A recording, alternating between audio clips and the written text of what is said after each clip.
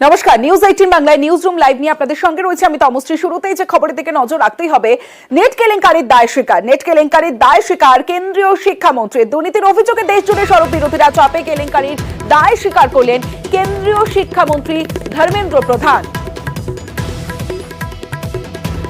Net কেলেঙ্কারির দায় স্বীকার কেন্দ্রীয় শিক্ষামন্ত্রীর। দুর্নীতির অভিযোগে দেশ জুড়ে সড়ক বিরোধীরা চাপে কেলেঙ্কারির দায় স্বীকার কেন্দ্রীয় শিক্ষামন্ত্রী ধর্মেন্দ্র প্রধানের।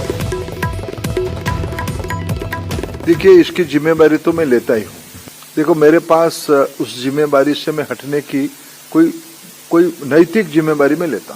देश के भविष्य को सुरक्षित करना पड़ेगा, गुणवत्ता को मेंटेन करना पड़ेगा, पारदर्शिता को मेंटेन करना पड़ेगा, लाखों गरीब विद्यार्थियों की मेहनत को सम्मान करना पड़ेगा। बिहार सरकार की और भारत सरकार की कोऑर्डिनेशन व्यवस्थित था। कुछ विसंगति हमारे ध्यान में आई है, इसीलिए मैंने कहा कि वो सारा प्रक्रिया पूरा होने के बाद इस पूरा चक्र में जो भी जिम्मेदार होगा, जो भी कोई होगा, उसको छोड़ा नहीं जाएगा। আমার সঙ্গে প্রতিনিধি মৈত্রী ভট্টাচার্য রয়েছে। মৈত্রী, দায় স্বীকার করলেন কেন্দ্রীয় শিক্ষামন্ত্রী ধর্মেন্দ্র প্রধান, বাধ্য হলো নাকি?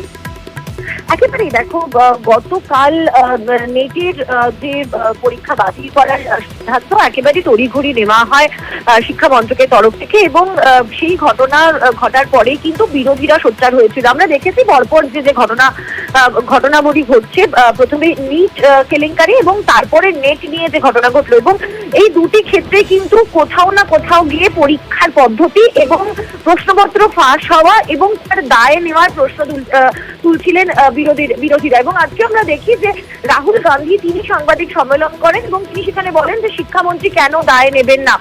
এবং তারপরেই দেখা গেল যে রাহুল গান্ধী তার সাংবাদিক সম্মেলনের কয়েক ঘন্টার মাথাতেই কিন্তু ধর্মেন্দ্র প্রধান তিনি সাংবাদিক সম্মেলন করলেন এবং তিনি কি বললেন, কার্যত তিনি দায় স্বীকার করে নিলেন এবং তিনি জানালেন যে নেটের প্রশ্ন, অর্থাৎ ইউজিসি নেটের যে প্রশ্নপত্র, যে পরীক্ষা 18 তারিখ হয়েছিল, সেই প্রশ্নপত্র ডার্ক ওয়েবে ফাঁস হয়ে গেছিল এবং সেই ফাঁস হয়ে যাওয়া এবং সেই তথ্য যখন তারা জানতে পারেন, তাদের বক্তব্য ছাত্রছাত্রীদের কথা ভেবেই তারা এই গোটা পরীক্ষাটি বাতিল করেন। কিন্তু এখানেই বিরোধীরা প্রশ্ন তুলছেন যে তাহলে এনটিএ বা ন্যাশনাল টেস্টিং এজেন্সি, যারা নিট পরীক্ষাও নিয়েছিলেন, যারা নেট পরীক্ষারও পরিচালনার দায়িত্বে ছিলেন, তাহলে তাদের ব্যবস্থাপনা কি হবে বা তাদের বিরুদ্ধে কি ব্যবস্থা নেওয়া হবে? তার কারণ একের পর এক এরকম ঘটনা ঘটছে এবং যেখানে ছাত্রছাত্রীদের ভবিষ্যৎ নিয়ে প্রশ্ন উঠছে, সেই জায়গায় দাঁড়িয়ে কিন্তু ধর্মেন্দ্র প্রধান আজকে জানিয়েছেন একটি হাই লেভেল তদন্ত করা হচ্ছে এবং এক্ষেত্রে দাঁড়িয়ে যদি এনটিএর কেউ যুক্ত থাকেন তাদেরকেও রেয়াত করা হবে না, তেমনটাই কিন্তু ধর্মেন্দ্র প্রধান আজকে জানিয়ে দিয়েছেন। বেশ,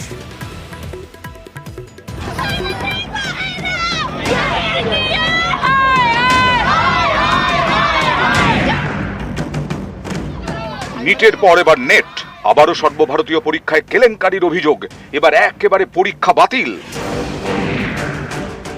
18 জুন নেট, 19 জুন বাতিল। নিট বিতর্কের মধ্যেই নেট বাতিল, এতে নতুন করে ঝড় উঠেছে। কেন্দ্রের মোদী সরকারকে নিশানা করতে দেরি করেনি বিরোধীরা। প্রিয়াঙ্কা গান্ধী ভাদ্রা সোশ্যাল মিডিয়ায় লিখেছেন, বিজেপি সরকারের লিকতন্ত্র, দুর্বল ব্যবস্থা যুব সমাজের জন্য মারাত্মক। নিট কেলেঙ্কারির পর এবার অনিয়মের আশঙ্কায় নেট বাতিল। কেন্দ্রের শিক্ষামন্ত্রী কি এর দায় স্বীকার করবেন? कहा जा रहा था कि नरेंद्र मोदी जी ने यूक्रेन की लड़ाई रोक दी थी, मगर किसी न किसी कारण जो हिंदुस्तान में पेपर लीक हो रहे हैं उसको नरेंद्र मोदी रोक नहीं पा रहे हैं या रोकना नहीं चाहते हैं। इस कैप्चर को फैसिलिटेट नरेंद्र मोदी जी ने किया है। क्या आप निजी तौर पर लोकसभा में इस विषय को उठाएंगे? हाँ, उठाएंगे, पार्लियामेंट हाउस पे उठाएंगे। 24 लाख बच्चे अगर किसी एग्जाम में बैठते हैं, 4, 5, 6 सेंटर में कहीं पर कुछ अनियमितताएं होती है, उस पर सरकार पूर्ण तरीके से संज्ञान भी लेती है, उस पर जैसे जैसे इंफॉर्मेशन आती है कार्रवाई भी करती है। और ये सरकार का और हमारी पार्टी का ये आश्वासन है आप सभी लोगों को कि जिसने भी अगर कोई भी गलती की होगी तो उसको तो उसका सजा मिलेगी ही, उसको उसका दंड मिलेगा ही अवश्य। ডাক্তারি প্রবেশিকা পরীক্ষা নিটের প্রশ্ন ফাঁস, গ্রেসমার্ক বিতর্কে তোলপাড় দেশ। নানা অনিয়মের অভিযোগে সুপ্রিম কোর্টেও প্রশ্নের মুখে পড়েছে ওই পরীক্ষার আয়োজক ন্যাশনাল টেস্টিং এজেন্সি বা এনটিএ। এই বিতর্কের মধ্যে এবার নেট বাতিল। নিট হলো ন্যাশনাল এলিজিবিলিটি কাম এন্ট্রান্স টেস্ট। নেট মানে ন্যাশনাল এলিজিবিলিটি টেস্ট। নিট জাতীয় স্তরে ডাক্তারির প্রবেশিকা পরীক্ষা। নেটও সর্বভারতীয় যোগ্যতা নির্ণায়ক পরীক্ষা। এই পরীক্ষায় পাশ করলে কলেজ ও বিশ্ববিদ্যালয়গুলিতে অ্যাসিস্ট্যান্ট প্রফেসর এবং জুনিয়র রিসার্চ ফেলো পদে চাকরি মেলে। নিটের মতোই নেট পরিচালনার দায়িত্বেও ন্যাশনাল টেস্টিং এজেন্সি বা এনটিএ। বছরে দুবার নেট হয়। এবছর প্রথম নেট হয় 18 জুন। পরীক্ষা দেন 9 লক্ষেরও বেশি পরীক্ষার্থী, কিন্তু পরের দিনই পরীক্ষা বাতিল। देखिए, इसकी जिम्मेदारी तो मैं लेता ही हूं।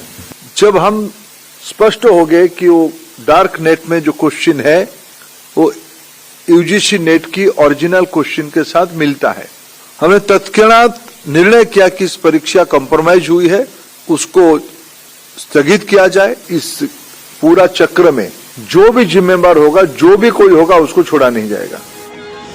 কেন্দ্র নেট বাতিল করতেই কেন্দ্রের এনডিএ সরকারকে নিশানা করছে বিরোধীরা। এ রাজ্যে সুর চড়িয়েছেন শিক্ষামন্ত্রী ব্রাত্য বসু। সোশ্যাল মিডিয়ায় লিখেছেন, কেলেঙ্কারির সিরিজে আরো এক নয়া কেলেঙ্কারি। ইউজিসি নেট বাতিলে স্পষ্ট পরীক্ষা ব্যবস্থার ভিতের সঙ্গে আপোষ হয়েছে। সিবিআই তদন্তের নির্দেশ দেওয়া হয়েছে। তবে আদৌ দুর্নীতির মাথাতে ধরা যাবে কিনা তা নিয়ে প্রশ্ন থেকেই যাচ্ছে। এখন একটার পর একটা স্ক্যাম বেরোচ্ছে এবং আমার মতে এটা উপরিভাগটা দেখতে পাচ্ছি। যখন আমাদের রাজ্যের ক্ষেত্রে সিআইডি যখন কোনো দুর্নীতির ক্ষেত্রে দেওয়া হচ্ছে, যে সিআইডি বিশ্বাসযোগ্য নয়, এটা অনেক বিরোধী দল বলেছেন। কেন্দ্র যখন সিবিআই কে ডাকে তখন সেটা কিভাবে বিশ্বাসযোগ্য হয়? উনি সিবিআই তদন্তকে স্বাগত জানাচ্ছেন কি জানাচ্ছেন না, আগে এটা জিজ্ঞাসা করে ওনাকে আসবেন। উনি এটা দিয়ে কি বোঝাতে চাইছেন যে এ রাজ্যে সিবিআই যে তদন্ত চলছে, যেটাতে ওনার শিক্ষামন্ত্রী জেলে গেছে কিন্তু আসল রাঘব বল জেলে যায়নি, তিনি জেলে যাবেন কি যাবেন না, উনি ঘুরিয়ে এই কথাটা বলতে চাইছেন। নিট নিয়ে তোলপাড়ের মধ্যেই নেট বাতিল। এতে নতুন করে রাজনীতির হাওয়া গরম। নিউজ 18 বাংলা।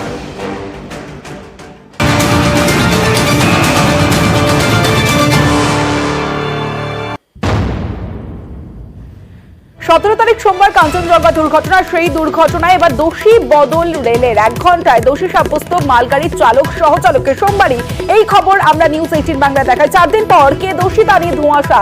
সব পক্ষই দোষী বলে দাবি ডিআরএম কাটিহারের। প্রকৃত দোষী খুঁজতে রেলের তদন্ত কমিটি গঠন করা হয়েছে। तो अभी बात चल रहा है कि ड्राइवर का गलती से ऐसा हो गया। केवल ये सच नहीं है भाई, सारा मैटर पे सारा पे इन्वेस्टिगेशन किया जा रहा है। जितने भी लोग इन्वॉल्व थे, गुड्स ड्राइवर हो, मतलब पायलट हो या गार्ड हो, स्टेशन मैनेजर हो, या फिर जो बीच में रोड क्रॉसिंग गेट पड़ने वाले लोग हैं, जो उनको साथ में काम करने वाले हैं, जलपाईगुड़ी में जो लोग हैं, सबका स्टेटमेंट रिकॉर्ड हो रहा है। अभी सारे एंगल से देखा जा रहा है कि किसका किसे गलती हो सकता है। अभी सब लोग आरोपी है। बुलाने का मतलब है कि सबको अपना सफाई में या जो इंसिडेंट हुआ उसके बारे में किसी को क्या बोलना, उसके लिए बुलाया जा रहा है। और बुला लेने से या पहले से किसी को दोषी बना देने से कोई दोषी नहीं हो जाएगा। সরাসরি চলে যাব, আবির ঘোষাল রয়েছে আমার সঙ্গে। আবিরের সঙ্গে কথা বলবো। আবির, বাহানাগার দুর্ঘটনার সময় আমরা দেখেছিলাম যে ঘটনা ঘটে, তদন্ত শুরু হয়, কিন্তু আসল ঘটনা সামনে আসে না। এক্ষেত্রে কি দোষী কি সেটা সামনে আসবে, প্রমাণিত হবে?